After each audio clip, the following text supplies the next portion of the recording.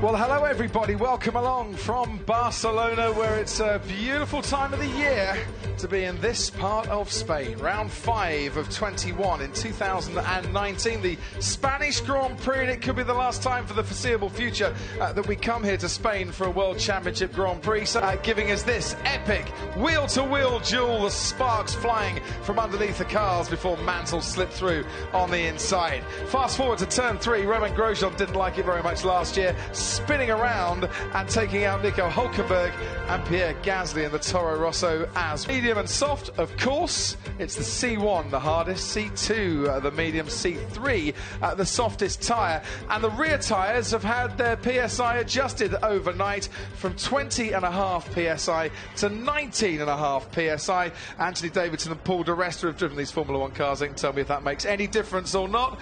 Good afternoon, gentlemen, welcome along. Yeah, absolutely. It's a good day, isn't it, Crofty? This is a big day. Updates yesterday, what parts are going to stay on the car, more importantly, and who's got the advantage. Bottas, I've got to say, looked in a league of his own yesterday. He looked like he was comfortable. Long run, short run. Ferrari hovering around. I believe they had some new parts arriving into this as well. But it's all about that connection, like you're saying, with the tyres, isn't it? And that's what it's about, and they are at the harder end of that. Yeah, just 1 PSI, Ant. Does that make any difference at all? It does, yeah, believe it or not. I mean, these cars are incredibly sensitive to those kind of changes. And it's not the same for everyone. Different cars will react differently to it. Different drivers will react differently to it as well. Cooler conditions today on top of that. Tyre warm-up's never an issue around this track, or not normally an issue, because the high-speed corners, you get a lot of energy into the tyres, especially through corners like turn 3 and turn 9. But yeah, the fight really is between Mercedes and Ferrari. What can Ferrari do to try and turn things around from yesterday?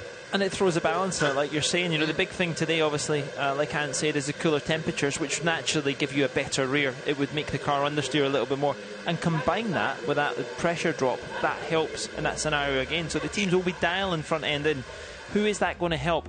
I would say it's probably going to help the people who are more in trouble with tyre wear in the long run. So you have to say it would try and bring the field back to Mercedes a little bit, because generally if you've got more downforce, that's where it exaggerates the problem, because it's less, you've got less sliding around. So there are clouds gathering around over the circuit. The official risk of rain for this session, 20%.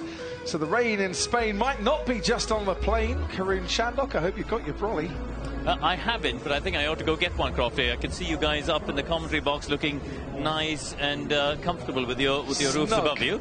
Yeah, clearly. I was just talking to James Vowles here on the pit wall at Mercedes, the head of strategy there, and he reckons, Paul, to answer your question, the cooler temperatures would possibly help Ferrari, because in Sector 3 yesterday, they believe that Ferrari were overheating the rear tyres more than Mercedes were. So he thinks the track temperature 9 degrees cooler than what we had yesterday, and Mercedes think that might just help Ferrari. Interesting, just to spot on both cars, by the way, they've gone back to the older spec mirrors. In terms of a gain, it wasn't a huge amount. They obviously looked pretty cool. I think if anyone saw the pictures and images we had in the show yesterday, but the gain they saw was fairly negligible, and in fact they've decided to go back on that. But yeah, cooler temperatures could well mix things up a little bit. If you didn't see the mirrors yesterday, it was like they had a fairing over the top of it, akin to, we see the Toro Rosso, you got the aerodynamic fairing on top of the halo there. It was a bit like that on the mirrors.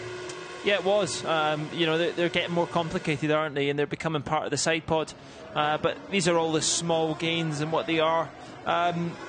You know, it's nice to hear that Karun confirmed that, you know, he thinks that Mercedes are saying the other cars will close up. And Sector 3 here is always a case of trying to balance the rear tyre temperatures, and it's just how much the impact you put in the load through them in Sectors 1 and 2 here. It's funny, because we saw the Mercedes just visually struggling a lot more than maybe a lot of the other cars out there. You know, rear moving around all over the place through turn 12, but the car was fast. Yeah. So interesting that the guys down there at Mercedes think that that Ferrari may get a bit closer. Toto Wolff and Andreas Seidel from Mercedes, and Andreas Seidel, the new MD for Formula 1 at McLaren, with Zach Brown in the middle, who's like the big boss at McLaren, and I think very happy with his appointment. try and bring back some of the glory days of McLaren. Doing all right so far this season, certainly in comparison to recent years. Fourth in the Constructors' Championship. One more thing on McLaren. I've just bumped into the 3 competition winners from the Chris Evans Breakfast Show that Sky helped bring along to a Grand Prix, and they're all stood in the back of the garage down at McLaren getting the best trip of a lifetime at the Grand Prix. We forget actually how amazing it is to walk. Well done to Laura and to Ashley and to Patrick, and well done to Jenson Button as well, with us for the first time this season and bringing a jacket with him. He's upped the debonair smart stakes. He always was a great driver in these mixed conditions, wasn't he, Crofty? So maybe he knows something we don't. Always ahead of the game. Are you two going to follow suit? Do we see a jacket from follow you two suit? now? Oh, like what you did there. It wasn't deliberate. You're just a pun machine, aren't you, Crofty? Can't help it. That was not deliberate, I promise you. That was very good in the jacket down there. Is it really 10 years ago that Jenson Button was on pole here and winning the race as well in fairly damp conditions? It really is, and I think later on, I think we're gonna meet up down at the Sky Pad and do a piece for online, showing his lap from 2009 with some comparisons of the modern day cars as well. And it's pretty interesting stuff, so yeah, keep your eyes peeled for that when it comes out. Yeah, he was saying yesterday, I thought we were really quick in 2009, but look how much faster the cars are going now. Yeah, but what the big impact and when you go through it is how much harder you had to work as a driver back then and where the cars look nowadays. But listen, it's never easy mentally, and that's a hard bit. No matter the competition, somehow you fear that somebody's at the top of their game. There's always somebody to replace that, and they will always keep pushing you. In sport, will always become difficult at the top level. I think the differences I think it's just harder to spot now. You know, the slip of the car, they're so glued down to the track with the downforce that you're still driving the cars right to the edge of adhesion of the tyre, but back then it just seemed to slide around a bit more. These tyres, you know. In Holland for a Dutch Grand Prix. We had 29, I think, Dutch Grand Prix at Zandvoort over the years. This is the 29th Spanish Grand Prix here at Barcelona. Chase Carey, the Formula One Supremo, saying that a couple of venues will drop off the calendar possibly for next year to accommodate Vietnam, of course, as well, and it could be Germany, the other race that makes way. So a couple of historic names being replaced by a brand new venue and one old historic name, and Max Verstappen. Well, I would imagine if he can find a disguise to move around Zandvoort without being spotted if we're there next year, that would be quite an achievement. Yeah, a bit of a double-edged sword ready for him, isn't it, that one? It's great to have your home race, but he's going to be one busy man. Can you imagine the pressure that's going to be on Max Verstappen at a Dutch Grand Prix? Well, you won't be seeing the sand dunes, will you? You'll just be seeing a flood of orange all the way through it. But I can definitely say he will be getting hellied in and out each day because... you know, Zandvoort is a great venue. It's very difficult to get to. I was going to say, Paul, I've only been there once in Formula 3, but you race there all the time. You know this track better than most of the F1 guys. And it's quite interesting. It's come off the calendar in DTM this year because they thought the cars were a bit too quick for going there. With the new generation of engine, it's in DTM this year. So, but Formula One are very happy to go there. It's tight, it's twisty. You will see cars raw speed, and I think if you want an experience of an F1 car working hard, there will be no better place than seeing it than Zandvoort. Overtaking a possibility? Very, very difficult. With the width of these cars nowadays as well, and you know how short the straight is at Zandvoort, but more importantly, it's how banked the first corner is. So you really work with that, and you can really carry a lot of speed into the apex. Great track. I mean, the drivers will absolutely be loving it. You know, their smile, everybody's smile will be as big as Danny Rick's, and that's not normal in the paddock, is it? But you will see their teeth grinning all the way. But the loads they will be seeing out the back as well. The problem is, if you want to see full grandstands, we had that here when Fernando Alonso burst onto the scene. And when I first started testing here, and Fernando wasn't in Formula One yet, circuit, that's why you got such long flowing the scene. These grandstands were packed with blue and yellow, and he created that atmosphere that Max Verstappen is going to create in Holland. Absolutely. If it happens, and I'm told it will, I can't wait, quite frankly. And that's it's a historic venue coming back as well, which I really like. It is a technical sport, of course. We bang on all the time about the technicalities of the sport, but essentially the driver, they're the ones where the fans come to see. I'm not sure Sebastian Vettel will be too upset if Hockenheim disappears off the calendar. It's not a circuit he's ever won at, and it's a circuit he could have won at last year. The last time he was on pole, of course, but it didn't go well for him. I think that's a Mercedes. Let's see as the pans out. No, it's not. No. It's a Haas. I'm just going by the colour schemes around it, but Karun, you're down there. Yes. Looking at some of these barge board configurations at the moment, blimey, have the engineers been working overtime? Well, I'll tell you what, I'm going to get the camera to zoom in at these sort of shark teeth that they've got on the front turning vanes on the Haas. This is the only car up in our pit lane that have got it.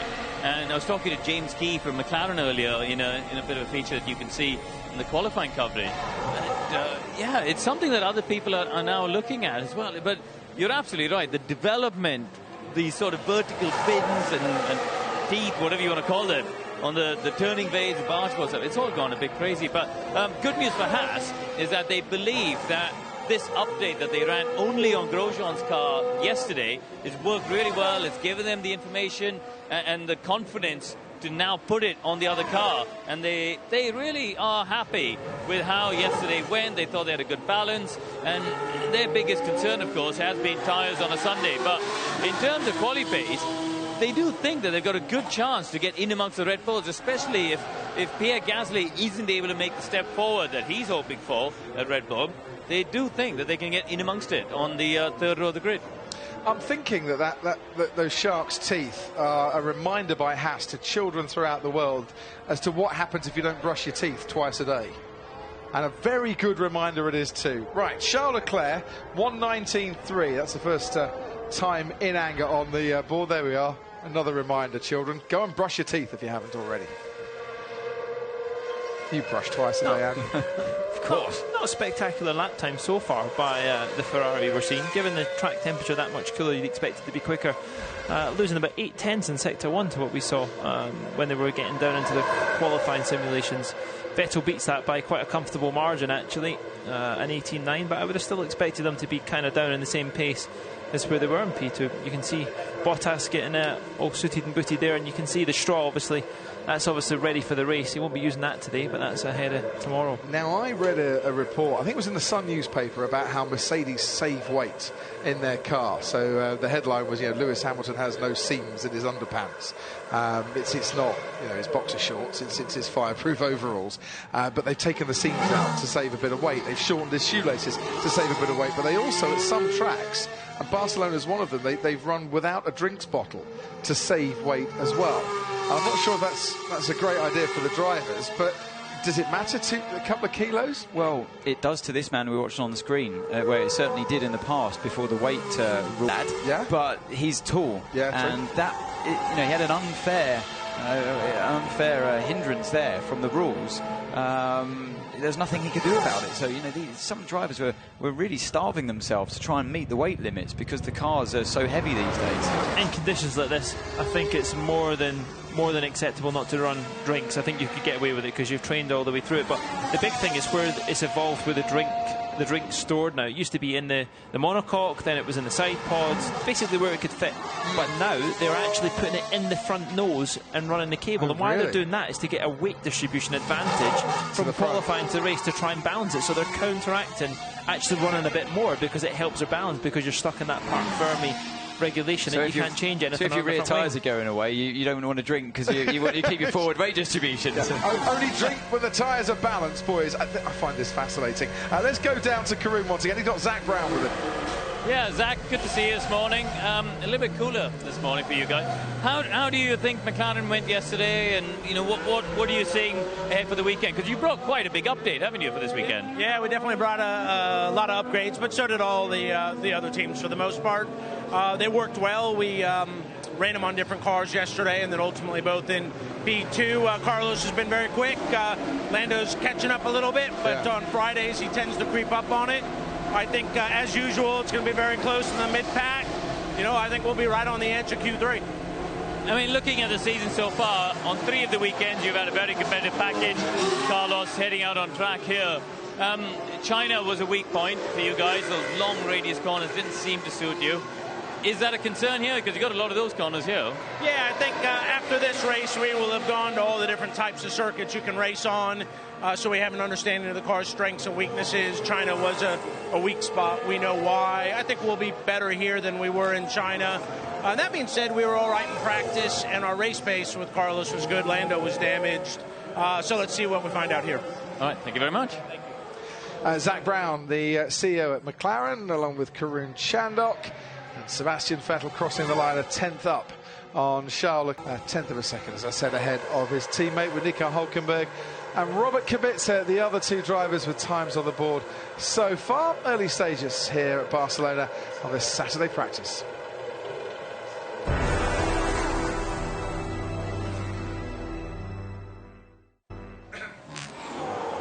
Two Ferraris pushing out on the track. Sebastian Vettel had already set a bad middle sector when this happened a few seconds ago. A spin coming out of the final chicane, or the chicane before the final corner, and eventually gets the right gear, manages to get the car the right way round, and he's back in the pits, but hunting the limits of this tyre life. And whilst his teammate Charles Leclerc had just put in a time of a 1:18.3, Seb was rather sent into a spin.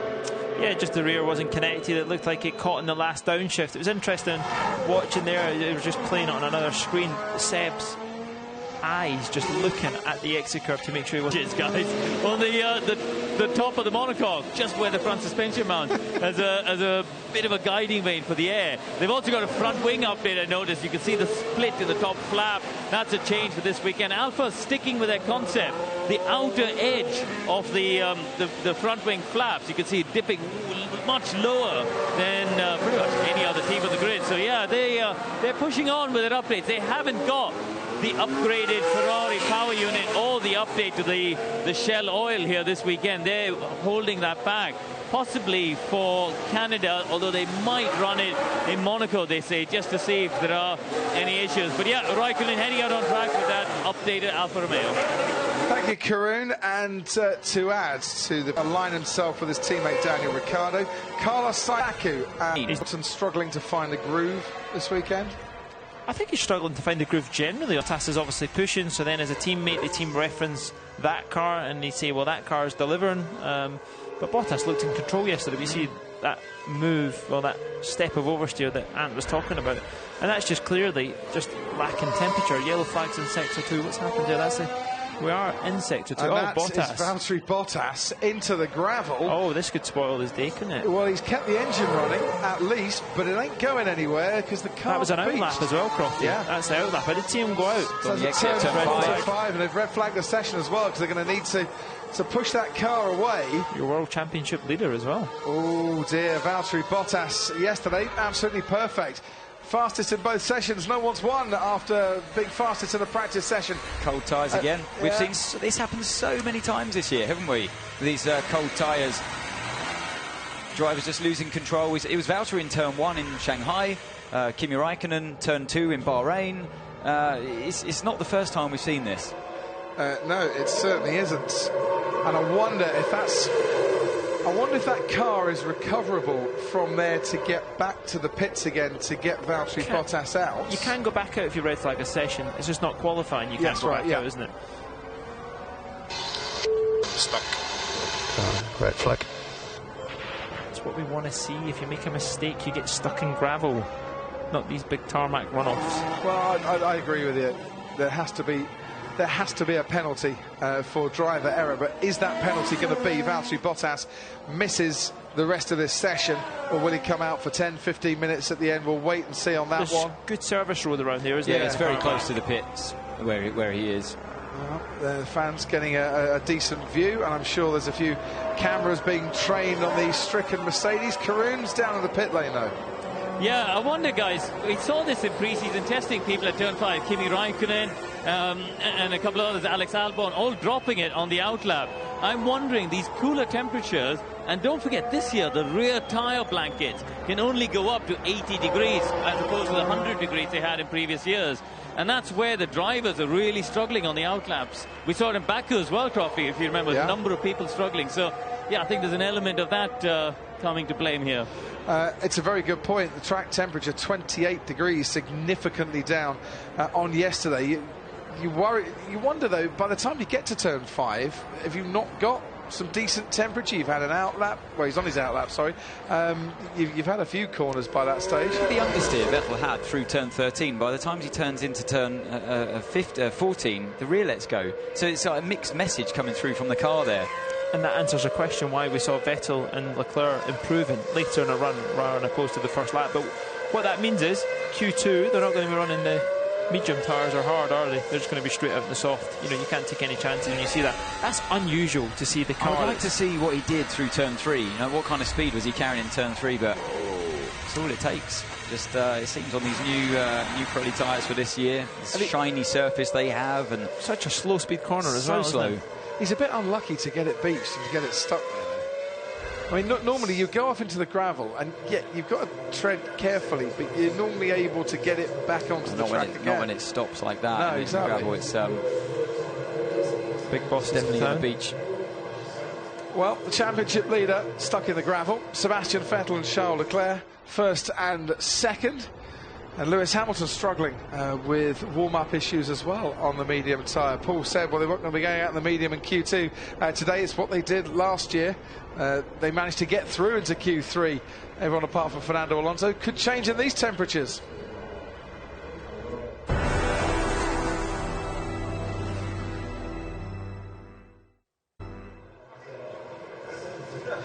So Valtteri Bottas is back in the garage. The crash helmet is off. And he can have a little chat to his race engineer, Riccardo Mosconi. And they can go through what they might like to do for the rest of this session when his car gets back. And his car is not back yet. And we'll see it, Anthony, from this commentary box, because we have got the best view over the pit lane, bar none, up here. Checking left and right. Which way it's going to come through, I'm not sure, but I suspect it will come along the back where the TV compound is and get then round the back of the pits. Just next to the Parc Fermé where the F3 cars are sitting at the moment after their first race of the weekend. I can see some of the Mercedes mechanics are waiting in anticipation, looking in that direction.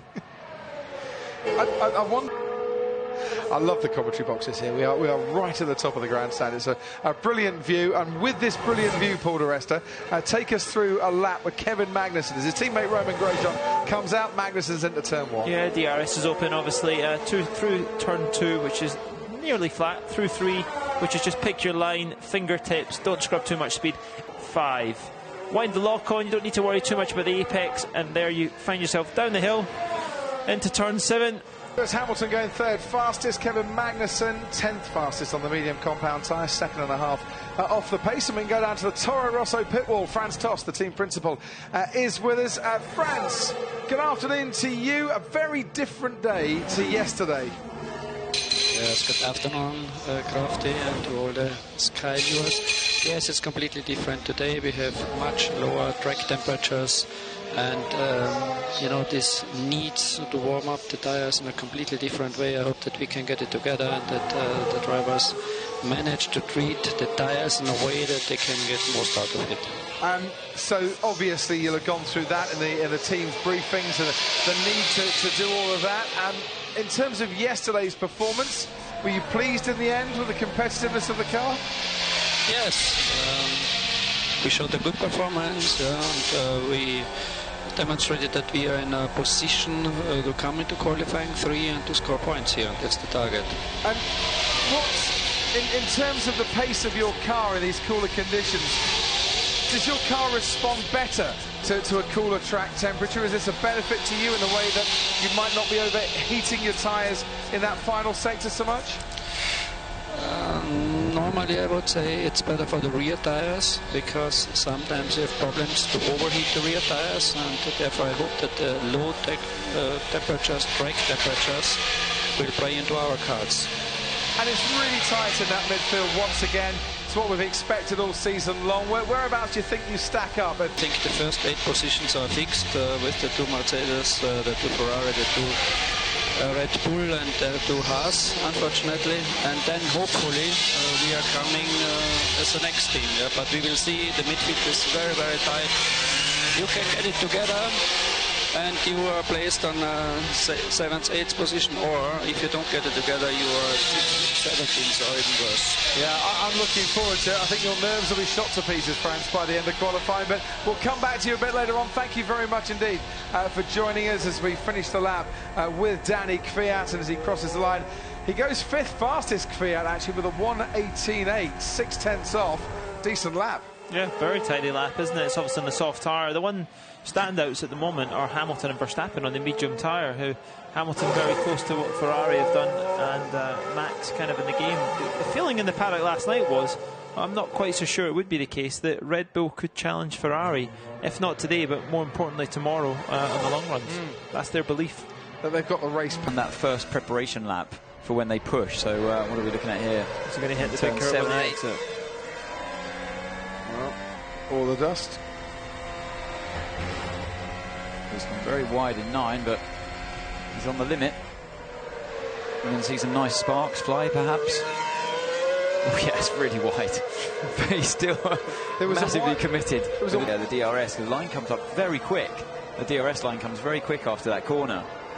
But, yeah, it's not faster to do what he did. It's a rough ride. And, yeah, it does actually slow you down. So I don't think it's one of the parts on the circuit where they'll look at track limits. Damien B tweets us all at #SkyF1 to say, what exactly are we achieving in the sport by limiting tyre temperatures to 80 degrees, the rear only, in terms of the blanket warm-up? The cars are sliding off like an ice rink in unspectacular fashion.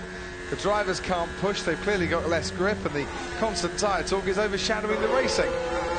Is it too simplistic to say by limiting those blankets to 80 degrees, what we're actually trying to achieve is more skill from the driver to keep it between the white lines and not in the gravel? Is that too simplistic, or? I don't see any issue with it, to be honest. The tyre is a limitation, isn't it? Here comes the car. About. I can see the car returning. We can see Valtteri Bottas's car as Daniel Ricciardo crosses the line now on more of a race run, and it's going right past our canteen. Making me hungry, Crofty. Yeah, so it's going to swing around the back of the pits, and when you're in the garage, you want the driver and the team. You're just thinking, come on, get the car over, get rid of some gravel, and get it back out. I don't even think they'll need to do much gravel out, to be honest. I think it'll be a quick fire up to get the temps back up, and bolt a new set on, get Valtteri in and go. And watching on Alain Prost down in that Renault Gasly. If you walked out of the back of the Mercedes garage at the moment, did a right, did a left, and went past the snack bar, you'd be there in about 3 minutes. Karun. Yeah, I've just told Matt Dean that the car's coming, Matt. Anthony Davidson's been watching it. Not that he's on the radio, I won't disturb him now, but yeah, I've just said to him that Ant's been the secret spy up in the commentary box up there. If we get the camera to look up. We are waving. And they said to thank you, Anthony, so there you go.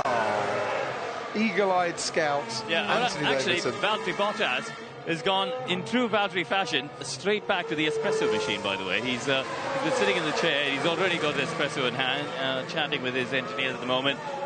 Yeah, they've just told him, oh, look, Anthony's told us the car's coming. So he's quite happy with that now. He's still drinking his espresso, though. He hasn't reacted very quickly to that. How many cups of espresso? Get the heart racing.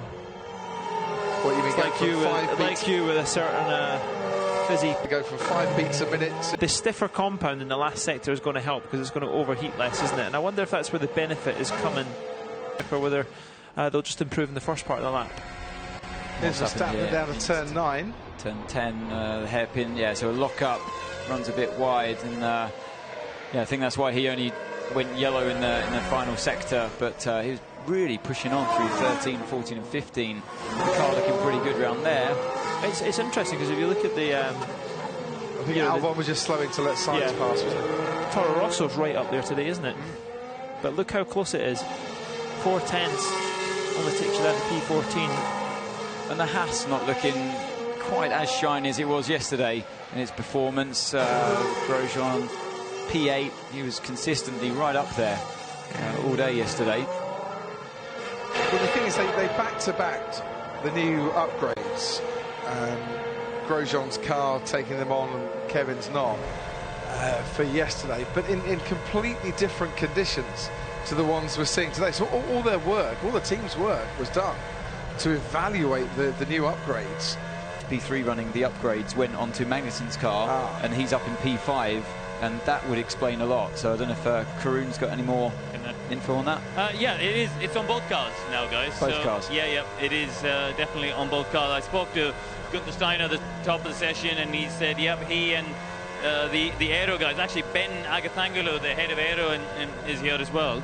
And they were all, very happy with what they've seen yesterday. As Valtteri Bottas's car, and we watch Alex Albon at the moment, is being pushed into the pit lane by a very able fleet of mechanics. This was a little bit... Okay, I don't know what Carlos was doing there, sorry for that. Yeah, it was a bit naughty from Carlos, actually. He could have got out of the way a bit better. Let him by before the corner. Now it takes the downforce away, and I think that's where the lack of grip happened. Karun. Yeah, I've had a good chance to look at it as they wheeled it past me. And there's no damage, it seems, to the floor or the diffuser. Actually, the only bit of dirt seems to be on the actual tyres. Valtteri's putting his earplugs in and getting ready in the back of the garage. Mechanics whipping the tyres off immediately as we speak. So, yeah, they're not hanging around. They want to get him back out on track. Balaclava on. So, yeah, I expect to see him on track fairly soon. I mean, it was a fairly innocuous spin, wasn't it? It wasn't something that caused him to drive through the gravel for ages either. So they're much better off getting him on track to do a run and then properly look at the floor later on. Championship leader by 1 point, Valtteri Bottas. 87 points from the first 4 races, more than double the amount that he scored at this stage of last year's championship. He only had 40 points coming into the Spanish Grand Prix as Daniel Ricciardo moves back into the top 10. Ahead of this man, Lando Norris. I think the medium's working better than we probably thought it was going to, because they're still able to go out there and go quicker, like you're saying, Danny Rick just doing that again. So I'm interested to see when people go in the other compounds what that does, and will that make them think different? Great lap by Albon, look at that, 18.6, wow. Using those soft tyres to good effect. Obviously got that second lap out of them after getting held up on the first lap by Sainz in turn 4. That's what they're expecting, but he thinks that they could be good for a Q3 appearance. However, it's so tight. Like from Alex Albon, 4th fastest, down to Sergio Perez, 16th fastest, 0.6 of a second. There's a lot of movement within those 12 drivers as well. It's going to make Q2 fascinating to see who gets in the lower parts of Q3. Even if you do a bad job in Q1, Crofty, 2 or 3 tenths could be the difference between being P9, P8 to being out the session. It's always like the same way around this track, though, isn't it, guys? You know, the drivers know it so well, the teams do as well, that you're looking at smaller margins, and in a way, it puts more pressure on the drivers to perform, and that can cause some mistakes. You know where you can make the time on this track. You know where you should be placing the car and how it should feel. And it puts you under more pressure in a way, and you drive with less margin than you might do on, say, a circuit like Baku that you only go to once a year. Lance Stroll put himself under a bit of pressure yesterday, had the crash at turn 9, of course, at the end of the FP1 session. His teammate Sergio Perez just said it was a bad day everywhere. To be honest, he was not happy with the balance and the setup of the car at all. Pierre Gasly doing a good job today. Very close to Max Verstappen, on the 300s off. He's a couple of tenths away yesterday, so confidence is growing still from Baku and that solid race performance he had before the failure. So is that the difference that Red Bull need? You know, he's clearly coming into his own. Well, you get some drivers that perform. They drive over the limit in the beginning, and they have crashes and make big errors, but they bring it back from there as you give them time. They get to the car, 99% of the car's potential straight away. You get other drivers that just chip away at it, and maybe he's one of those guys. We're looking at the new M plates yes, on the Ferrari. So wider bottom section there, coming out from the underneath of the M plate as Valtteri gets out on the soft tyre. And is that all just to push air sideways and behind?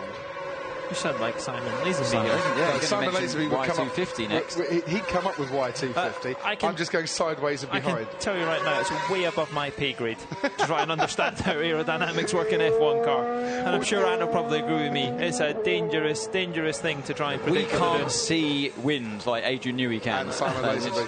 And Simon, of course. Yeah. Of course. Yeah, was it in your pay grade to come in at the end of a lap and go, I think we need more downforce, guys. I think we need more downforce is what we need. I just want more downforce. And then leave it to the Simon Lazenby. Made it through turn 5 this time. What, Toto Wolff? He's not left the garage. One team, one dream, Crofty. So, Valtteri Bottas then out on the track. As you say, made it through turn 5. Charles Leclerc as well, he's on the soft as well. And so it's soft tyres for Bottas as well. Right, so is this going to be the closest indication that we've had so far this weekend to see where these teams lie? It's Vettel as well. This is like a qualifying session. But how big a challenge is this then, the Valtteri Bottas? He's had the mistake, but now he's got the soft tyres on. Car behaves a bit differently. Goes out and does the fastest time. That's another little hurdle overcome. Did you see Hamilton standing on the loud pedal there? The car was snaking, so... Trying anything you can to get more rear grip. The temperature's actually dropped a bit more as well. It's 20 degrees air temp and 27 track. I believe it was 21, 28 before. It absolutely hits the apex nicely. Little twitch, exactly like he had yesterday in FP2. He let the car twitch just slightly on turn 1 to open up turn 2 and be flat through 3, and doesn't use all the... Once again from Charles Leclerc, Valtteri Bottas 1:17.2 is 3.5 tenths clear of Lewis Hamilton, who's on his flying lap. We follow compromised by any car in front of him. No excuses not to go faster than Bottas in the final sector.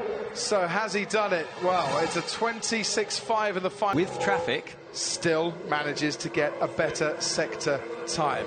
Vettel's backed out the first sector and Hamilton, both of them. So let's go down to the pit lane in Karun. Down here at Red Bull, guys, we didn't actually mention it earlier, and I apologise for that, but Pierre Gasly here has got a new chassis. Red Bull say this was part of their plan for this weekend. They knew coming into it that this is going to be part of their plan in terms of the upgrade package they've got, that they were scheduled to do the chassis change as well. But yeah, Pierre Gasly, these mechanics have had to work really hard yesterday to do a complete chassis change, but they've got it done, and he is, of course, well and truly running in the session. Brilliant, thank you ever so much, Karun. Sebastian Vettel will drop back a little bit now because he's way too close to Lewis Hamilton if they're going to go for a lap again. It's interesting that the two of them have backed out both their laps in the first sector. Well, Vettel was definitely preparing when we were on board with Bottas. He was preparing that final sector. That's why Bottas caught him. He was preparing to start that flying lap. Perfect track position again. And that does look pretty glued through turn 3, doesn't it? Yeah, so he's just under a tenth and a half down on the fastest sector of Charles Leclerc. Sebastian Vettel 21.6 through the first sector. The Ferrari had great pace at the start of the lap. So are we going to see a preparation lap in qualifying? Is that the difference? Is it both teams have done that to try and see what the difference is? But I still think Hamilton will have the better of this in the last sector, because when you watch that onboard of Bottas, it was supreme. I'd like to see, guys, if the Ferrari is able to take turn 9 flat out like the Mercedes can. But yeah, so purple at the moment for Hamilton in sector 2. Vettel's not far behind, and only green for him. Yeah, so a 28.7 down as well. Yeah. Oh, a little twitch there from Lewis. He lost a bit of time in turn 12, ran a little bit wider than he really wanted, than what he would have wanted. 3 tenths down in sector 2 was the Ferrari on the Mercedes. I'm not sure if he was a bit wide coming out of the chicane as well. He was good on the exit of the chicane. Is that all right? Half a second.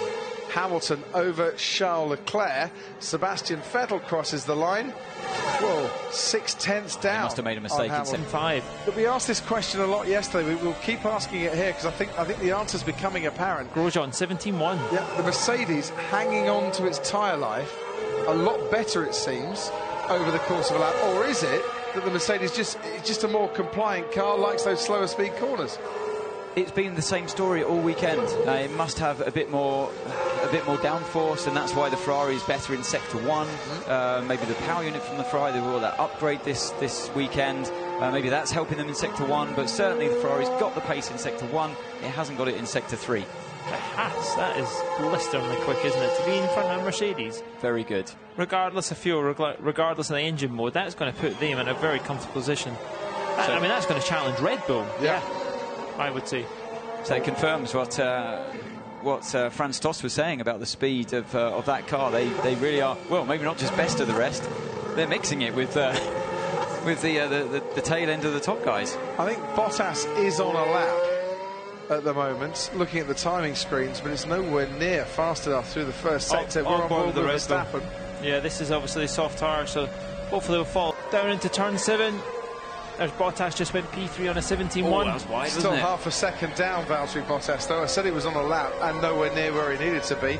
Improves, but not by enough. Verstappen carries on towards turn 10. 162 miles an hour through turn 9. Whoa. Easy fingertips as well. Yeah, and when you look at it from the outside, it's not really a sweeper. It's quite a tight corner. Right, the final. Later in the lap, Bunny. Here we go. And harvesting down the main straight. No, it can't be the Haas of Grosjean and Magnussen. Well, you notice there the blinking lights as he crossed the line. And there you go, look, he's repaid the favour, look. You were right. you would as well, wouldn't you? Comes around. I mean, look, Lance tried his best to get out of the way, apart from driving off the track. Yeah, but you're not going to do that to Max, are you? What Max Verstappen was going to do, because you would have done the same. It's not nasty, you know. Given They'll let you get away with that, is he? But it's just a reminder, it's a gentle reminder that maybe you shouldn't do that again, because it will cost you. To be fair, riding on board with him. Unbelievable. Again, that last chicane. Sounds like it's happened before. Someone else maybe in that final chicane, so he hasn't really got a representative. Of course, it was Verstappen and Bottas yesterday in that final chicane. So Sebastian Vettel crosses the line 7/10 down. Lewis Hamilton only 2/100ths of a second slower than his best overall time. Just to go back, it's not going to be doing that in qualifying. It's not what you're aiming for. Is that Red Bull's attempts just to disguise the pace a little bit by harvesting at an inopportune moment? We saw that happen in what's going to come off Bahrain. If something flies off the Williams. Piece of floor. Yeah. Straight. I would say it's either that or it's a bit of a car that had been over there previously. Sorry, Anne. No, we're just saying that when we spoke to Christian Horner on the pit wall in Bahrain, and we spotted the same thing happen, harvesting before you get to the line, he said that was a mistake. And George Russell. George Russell has gone into and rearwards into turn 4 Crofty, it looks like. The tyre barrier, red flag the session as well. Unusual to end up that far in there. Obviously lost it fairly quickly, hasn't he? Yeah, on the entry to turn 4, the red flag's been waved by the marshals. He's just done his best sector 1 as well, a 22.2. We do see drivers out there fairly often when they start to push it. Yeah, okay. Yeah, all good.